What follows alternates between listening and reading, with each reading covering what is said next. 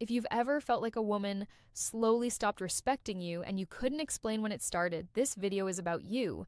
Because here's the uncomfortable truth: women don't accidentally walk all over men. They only do it when a man never set boundaries early enough to stop it. In the first stages of dating, there are 5 boundaries that determine whether she sees you as a man she respects or a man she slowly takes for granted. Miss even one, and you'll spend months confused, overgiving, and wondering why the dynamic flipped. This isn't about being harsh. It's not about playing games. And it's definitely not about controlling women. It's about understanding the exact moments where men unknowingly give away leverage and how to stop doing that before attraction turns into tolerance. If you don't learn these 5 boundaries early, you won't just lose her respect. You'll lose yourself trying to get it back. Most dating advice teaches men how to react. This video teaches you how to position yourself so you don't have to react at all. The difference isn't confidence or charisma, it's structure.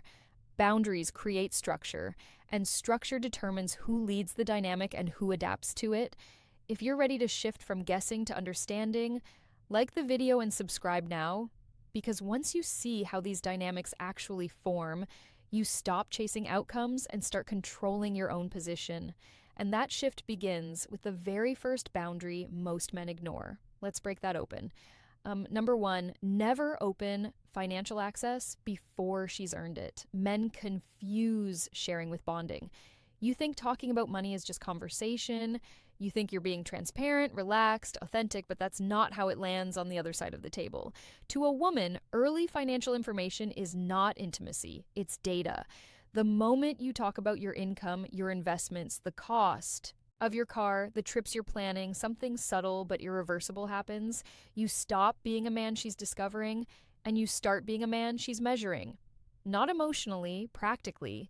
This is what I call the provider audition. She hasn't chosen you yet. She hasn't committed. She hasn't invested, but you're already standing on stage proving your usefulness.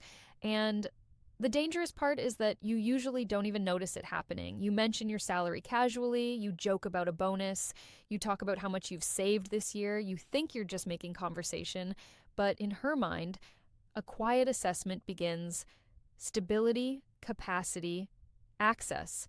From that point on, attraction stops being emotional and starts becoming evaluative. Here's the truth most men don't want to hear. Once a woman starts evaluating your wallet, she stops feeling you. Curiosity turns into calculation.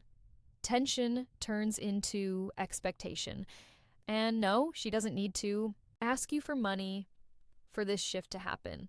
All she has to do is observe how freely you expose it, how eager you are to signal that you can provide, how quickly you turn your financial life into proof of worth. Men do this because they were taught that providing equals value, that security equals desirability.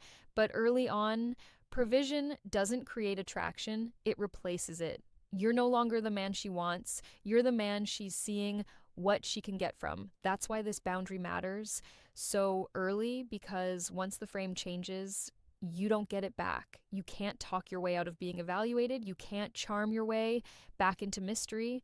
The moment she starts evaluating your wallet, attraction stops being emotional. It becomes transactional. When you step in too early and start solving her financial problems, something critical shifts, and it's not in your favor. You don't become her partner. You become her support system. That's the role downgrade most men never see coming. The moment you say, "I got you," before there's commitment, you silently volunteer for responsibility without authority. You give provision without position. And once that happens, the dynamic hardens. She may appreciate you, but appreciation is not desire. Gratitude is not attraction. This is where the financial tests begin. They're subtle. She mentions how tight things have been lately, a bill she's stressed about, a car issue that's expensive to fix. She's not asking outright. She's watching how quickly you move. She's watching if you feel compelled to rescue. She's watching whether your boundaries collapse the moment pressure appears. Most men fail here because they confuse generosity with leadership. They rush in thinking it proves value. In reality, it proves predictability. and predictable men are easy to place into utility roles. The correct boundary doesn't require speeches or defensiveness. You don't justify, you don't over-explain, you don't apologize, you stay calm, you stay grounded, you close the door without slamming it, something simple, supportive, but firm. No offer, no guilt, no entanglement. And here's the part that surprises men. A woman who is genuinely interested will respect this immediately. Not because she's testing you less, but because she feels safer with a man who protects his structure. A woman with unclear intentions will feel irritated. She may pull back. She may lose interest. That's not a loss. That's filtration. This boundary doesn't push women away. It filters out the ones who were never there for you, only for what you could provide. Leadership begins where access is controlled. Number 2, never tolerate disrespect, especially when it's subtle. Most men think disrespect looks loud, raised voices, insults, obvious hostility. That's why they miss it when it actually matters. Because real disrespect doesn't announce itself. It sneaks in quietly and waits to see if you'll stop it. It shows up when she interrupts you mid-sentence and keeps talking. When she makes a passive joke at your expense and follows it with, "Relax, I'm just teasing." When she casually compares you to her ex. When she ignores your messages for hours but expects instant replies from you. None of these moments feel big enough to confront, and that's exactly why they work. From a psychological standpoint, this isn't cruelty, it's evaluation. She's asking one silent question: can I get away with this? Women test boundaries the same way water tests cracks. Slowly, incrementally, one small push at a time. If nothing pushes back, the pressure increases. Here's a scenario most men recognize but rarely address. You're out with her and a few friends, everyone's laughing, talking, then someone asks how things are going between you two. She smirks and says something like, "He's fine." When he's not being clueless, her friends laugh. She laughs too. You smile. You tell yourself it's harmless, that she didn't mean it like that, but something just happened. She lowered your status in public, she used you as a moment of entertainment, and more importantly, she watched what you did next. Disrespect tests aren't about the comment, they're about your response or lack of one. When you let it slide, you're not being easygoing, you're signaling that your self-respect is negotiable, that comfort matters more to you than boundaries. And once a woman realizes she can step over you without consequence, she will. Not because she's malicious, but because you showed her the line doesn't exist. Silence is not composure. Silence is consent. That's the mistake men make when they convince themselves that staying quiet makes them look calm, mature, unbothered. In reality, what you're communicating is much simpler and much more damaging. You're telling her that this behavior is allowed. When you don't respond to subtle disrespect, you don't freeze the moment. You set a precedent, and precedents compound. One small pass turns into another, then another, until the dynamic has shifted so far that fixing it feels impossible. Here's the chain reaction most men never anticipate. When she disrespects you publicly and you let it slide, her friends notice. They don't see you as easygoing, they see you as the man who doesn't stand up for himself. Their perception changes first, then hers follows. Because once a woman sees that you'll tolerate being diminished in front of others, she learns she can do it privately too. The tone shifts, the effort drops, the attraction erodes, not overnight, but permanently. High-value men don't respond to disrespect with explosions or sarcasm. They don't embarrass her back. They don't turn it into drama. They respond immediately, calmly, directly. One short sentence, no edge, no explanation, no emotional charge, just a clear line drawn in the sand. That response does something powerful. It resets the frame. It tells her and everyone watching that you respect yourself enough to stop the moment it crosses a line. This isn't about controlling her behavior. It's about enforcing your standards. Because respect is not negotiated through patience. It's not earned by endurance, and it's not preserved by silence. Respect is enforced. Number 3, never make your time freely available just because you like her. This is where most men sabotage themselves before the relationship even has a chance to form.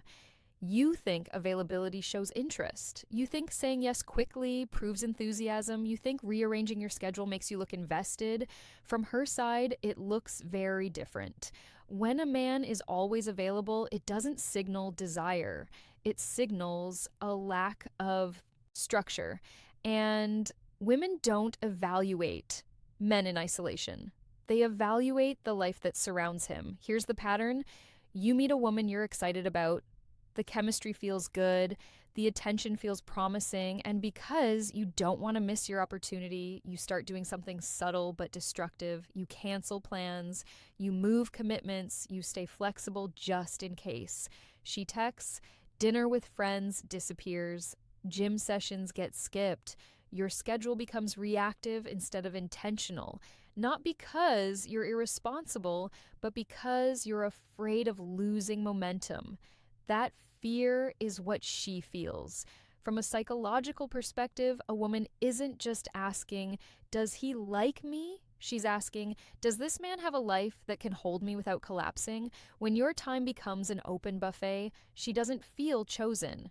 She feels prioritized at the expense of everything else, and paradoxically, that lowers attraction. Men believe scarcity pushes women away. In reality, the absence of structure pushes them away faster. A man who drops everything the moment she appears doesn't look committed. He looks unanchored. And women don't trust men who have nothing anchoring them. This boundary isn't about playing hard to get, it's about protecting the foundation of your life. Because when your time loses value, you do too. A man who treats his time like currency is always in demand. Not because he's unavailable, not because he's playing games, but because his life already has direction before she ever steps into it. When you protect your schedule, something powerful happens in her mind. She stops seeing you as an option she can summon and starts seeing you as a man she has to meet halfway. Time creates anticipation when it's not on demand. That's the part most men misunderstand.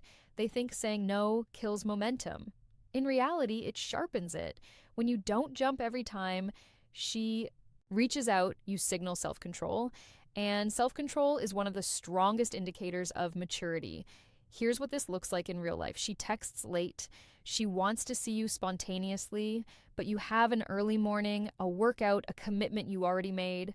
The low-value move is to abandon your plans and rush over, hoping it proves interest. The grounded move is simple, calm, no explanation spiral. You acknowledge her, but you don't rearrange your life to accommodate an impulse. That response does two things at once. It shows that your time matters, and it makes the time you do give her feel intentional, not convenient. There's an important distinction here. Being busy isn't attractive. Purpose is. A man with purpose doesn't need to fake scarcity. His schedule reflects priorities, his life has momentum, and women feel that difference immediately. When your time is protected, attraction has space to grow. When your time is unlimited, attraction suffocates. You don't win by being constantly present. You win by being consistently grounded. Number 4, never become her emotional dumping ground before she commits. This is one of the most seductive traps men fall into because it disguises itself as connection. She opens up early, talks about her ex, the trauma, the chaos, family drama, how every man before you hurt her. She cries on the phone, tells you she's never felt this understood, and you think this must mean something. It feels intimate, it feels special, it feels like you're different. But emotional dumping is not intimacy, it's recruitment. What's actually happening is simple. She's testing how much emotional labor you're willing to carry before she gives you anything real in return. And most men volunteer without realizing the cost. You listen for hours, you reassure, you stay up late, calming her down, you give advice, you absorb her emotional weight, you become steady, reliable, safe, and slowly, quietly, the frame shifts.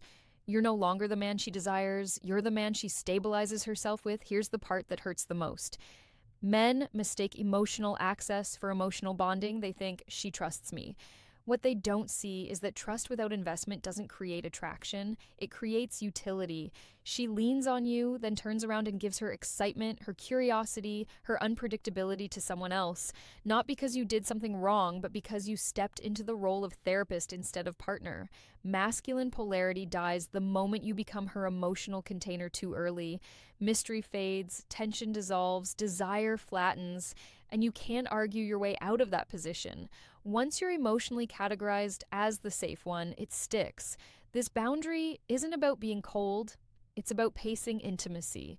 Because when you carry her emotional weight before she chooses you, you're giving away your strongest leverage. Emotional closeness is powerful, but only when it's mutual, only when it's earned. Emotional intimacy is currency, and like any currency, it loses value when it's handed out without investment.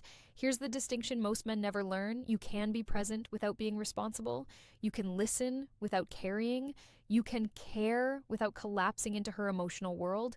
The mistake isn't empathy, the mistake is overextension. When you rush to absorb her pain, fix her wounds, and stabilize her emotions before there's commitment, you reverse the natural flow of bonding. She doesn't grow closer to the man who carries her. She grows closer to the man she invests in. That's how emotional attachment actually forms. Healthy emotional pacing looks different. You listen, you acknowledge, you stay grounded, but you don't dive into problem-solving mode. You don't become the late-night crisis line. You don't let her emotional storms dictate your availability or identity. This boundary protects masculine polarity.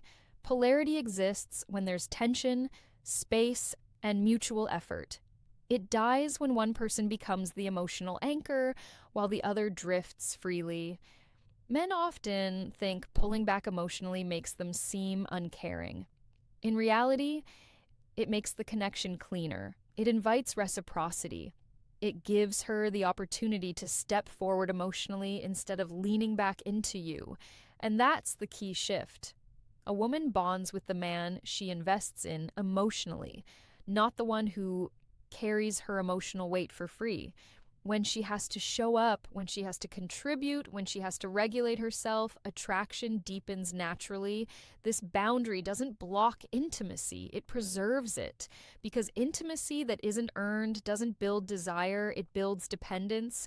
And dependence is the opposite of attraction. Number 5, never panic. When she pulls back, this is the moment where most men undo everything they did right before.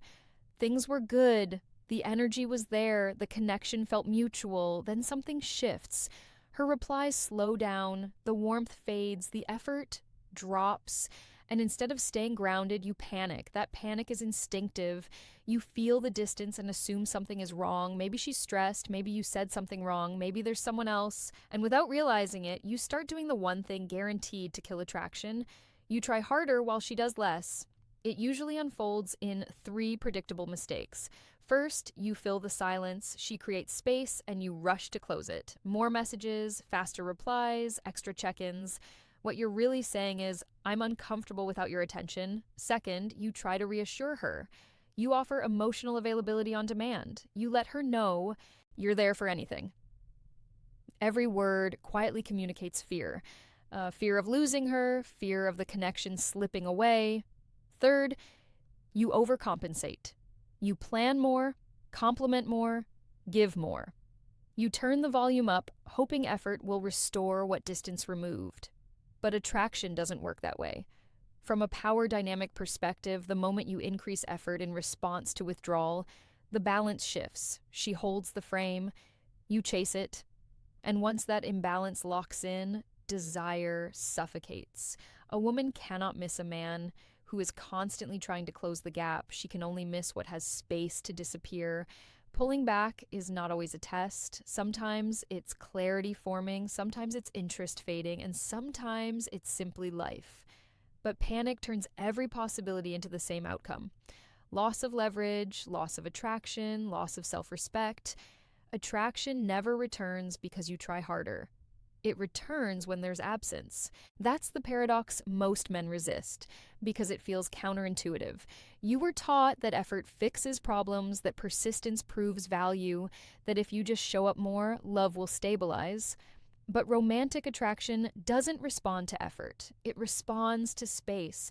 When you stop rewarding distance with increased attention, one of two things happens, and both outcomes work in your favor. If she's genuinely interested, she recalibrates, she notices the absence, the imbalance corrects itself, her effort rises to meet yours. Consistency returns not because you chased it, but because you gave it room to surface. If she doesn't come back, then the truth was already there. Your boundary didn't cause the loss, it revealed it faster. This is where men get stuck emotionally. They think if I pull back, I'll lose her. What they don't see is that they were already losing themselves trying to keep her close. Never reward distance with effort. Effort given in response to withdrawal trains imbalance. It teaches her that she can reduce investment while you increase it. And once that lesson is learned, attraction doesn't recover. Absence does something effort never can. It restores polarity. It returns control to your side of the equation. It reminds her that access to you is not guaranteed. And if she chooses not to step forward when space is created, then you didn't lose a woman who wanted you. You stopped chasing an illusion that required you to abandon your grounding. That's the quiet power of this boundary. It doesn't manipulate outcomes, it clarifies them. You didn't lose her. You stopped chasing what was never fully yours. What you've just learned isn't a collection of dating tips, it's a system. 5 boundaries, 1 framework, 1 purpose, protecting your value before someone else decides what it's worth. These boundaries are not about controlling women. They're not about manipulation, and they're definitely not about turning cold or disconnected. They exist for one reason only: to keep you from losing yourself while trying to keep someone else. When you control financial access, you protect leverage. When you shut down disrespect early, you protect dignity. When you guard your time, you protect direction. When you pace emotional intimacy, you protect polarity. When you stop chasing withdrawal, you protect self-respect. Together, they form a filter. Women who are drawn to structure, strength, and self-control will feel safer with you. Women who were only comfortable when you were overgiving, over-available, and over-invested will quietly disappear. That's not loneliness, that's clarity. Boundaries don't make you harder to love. They make it possible for the right person to love you without you shrinking to earn it. They ensure that when a woman chooses you, she's choosing the man you actually are, not the version that sacrifices himself to be tolerated. And if there's one truth I want you to walk away with, it's this: you don't gain power by demanding more from women. You gain power by requiring more from yourself. If this resonated, don't keep it to yourself. Subscribe, stay here. This channel exists for men who are done being confused, drained, and second-guessing their worth. Like the video, share it with the man who keeps giving too much and getting less. And leave a comment. Tell me which boundary hit you the hardest. This channel isn't here to comfort you.